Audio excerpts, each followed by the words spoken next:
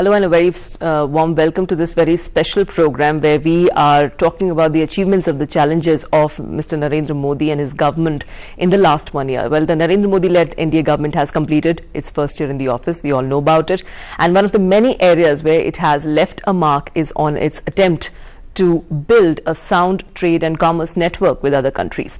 Today's India is significantly more integrated with the global economy than 2 decades ago, and foreign trade today plays an important part in the Indian economy.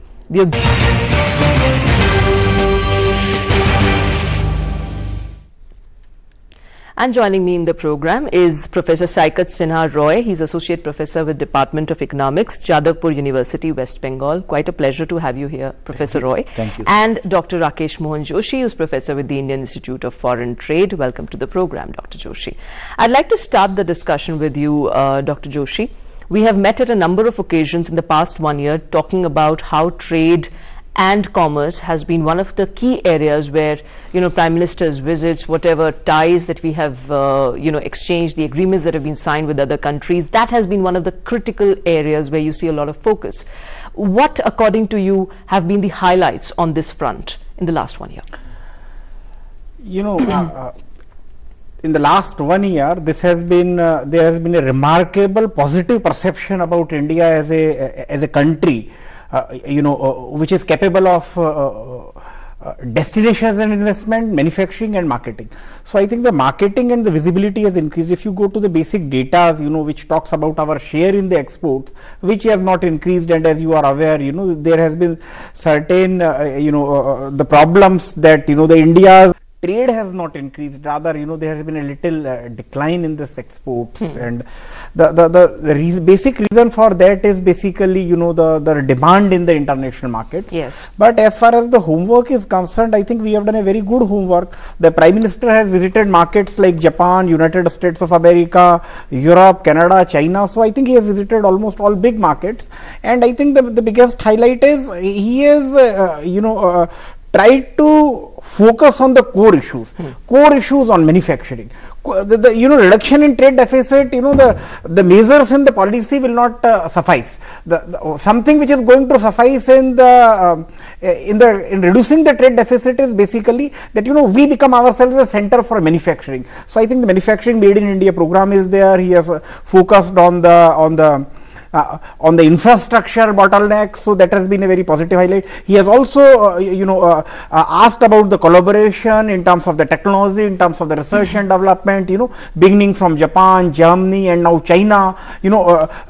Even in the special economic zones we are in, India is likely to become a global hub in manufacturing, and we should be able to export our products in the international markets. And something which is extremely important is Prime Minister has always talked about, one is value addition in the Indian soil and then marketing it, and very importantly is because as you are aware that our trade is mostly dependent with these countries on the basic non-value added commodity kind of export. Our trade deficit is because of commodity we exports, and the import apart from the oil, the petroleum oil and the edible oil, we are more dependent even on the manufacturing goods. Right. Say mobile phones, you are aware that 90% of the mobile phones imports is from China, right. 98% of computers from China.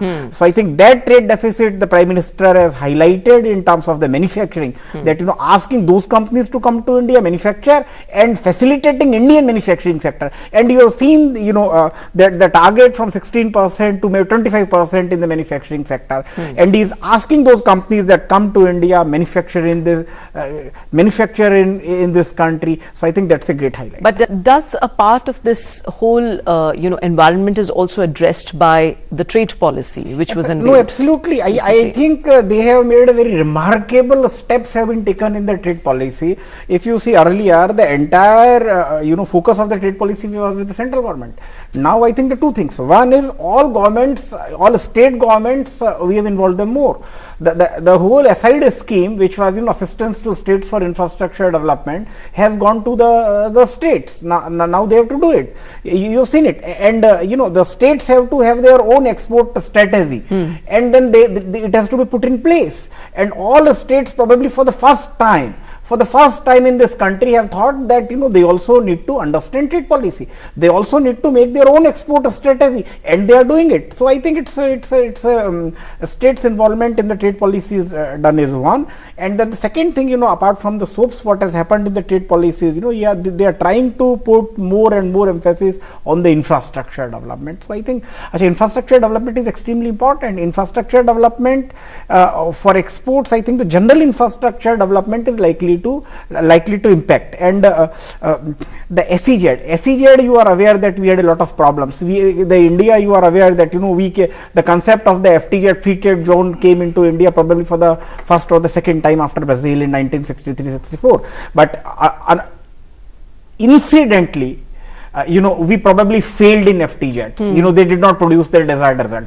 Then the policy of SEZ came. SEZ also, as you are aware, more of lot of land acquisition was done, lot of problem in the land acquisition, and more of that, in terms of value, it was always claimed that they delivered, but the fact remains that the majority of the land in the SEZ, that was unutilized. Right. And the SEZs have largely, they haven't really succeeded in this country. Not succeeded. SEZs have not succeeded. But taken by the government from Make in India to also ensure that we have a skilled population in the country. We ensure that the development of skills also takes place, though a lot of movement really has to happen on that front. And the ease of doing business, something which the Modi government had committed itself to, that they are going to ensure that the ease of doing business, it really improves, and the ratings in terms of India being an investment hub for the foreign countries also improves there. But what is your take on this, Dr. Joshi? No, ease of doing business, generally we compute it from the World Bank's index of ease of doing business. The two things I think we need to understand on ease of doing business, there's one is the India's rating is very low, which I think all the channels and all the newspapers keep on saying that. But if you go minutely to that index, this index is prepared in a way that favors the developed countries and not the developing countries like India. This is one. Second thing is ease in doing business is good. That one thing is that if ease of doing business is if we improve the efficiency in terms of the ports and transportation, all sorts of things, it is certainly going to increase. It is the competitiveness of the Indian products in the international markets. There is no doubt about the fact. But more than that, the ease of doing business also improves. You are aware about this trade facilitation agreement in WTO, which we negotiated. Yes. And India's biggest gain is we could negotiate on this trade facilitation, with our food security agreement, which is more important for us than the trade facilitation. Right. Trade facilitation is going to benefit more. I'm not saying not benefit the Indian exporters, but to more those who are exporting in India. That's right. This India is one of the I think this also we need to understand. This also we need to understand. And ease of India is being criticized at the world forums by all the exporting countries in the world. In the name of that, they are finding it difficult to find the market. The interest of those countries is to find the market in India. If you look into India's trade deficit is there, 130, 140 billion dollars of we have got the trade deficit. So we import more than what we export. And if you talk of trade deficit, one is the oil. I think we are in a comfortable position because of prices are almost gone to half to 1/3 of the price we have has been reduced in this oil sector.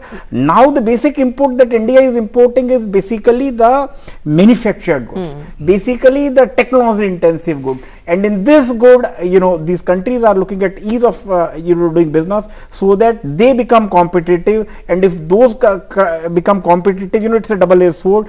We should also measure what is going to be the impact of those imports in this country on the domestic industry. We also need to take care of the domestic industry, domestic employment, so that their shutters are not pulled down.